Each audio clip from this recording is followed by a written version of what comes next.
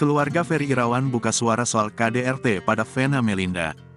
Keluarga Ferry Irawan didampingi pengacara Sunan Kalijaga akhirnya buka suara terkait kasus KDRT yang menyeret suami Vena Melinda itu.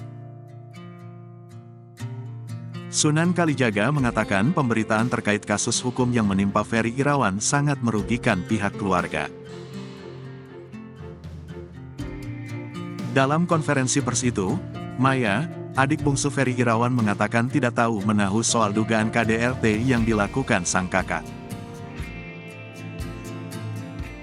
Maya mengaku tidak mendapatkan kejelasan dari Ferry Irawan maupun dari pihak Vena Melinda.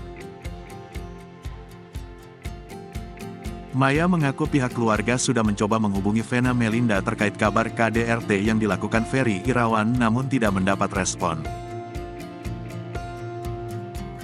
Tak hanya ibu saya pun mencoba untuk berkomunikasi dengan yang katanya itu korban, namun tidak diangkat juga. Kata Maya dikutip dari kanal YouTube Intens Investigasi, Kamis, tanggal 19 Januari tahun 2023. Saya coba juga tidak ada respon, tapi wanya sudah dibaca, lanjutnya.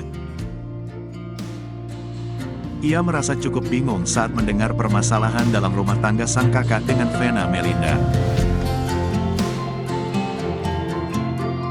Saya bingung dengan apa yang terjadi.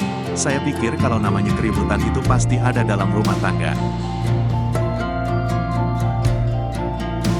Kita cuma bisa berimajinasi karena kita cuma dikirimkan sebuah foto. Di situ saya cuma bisa menenangkan ibu saya, ucapnya.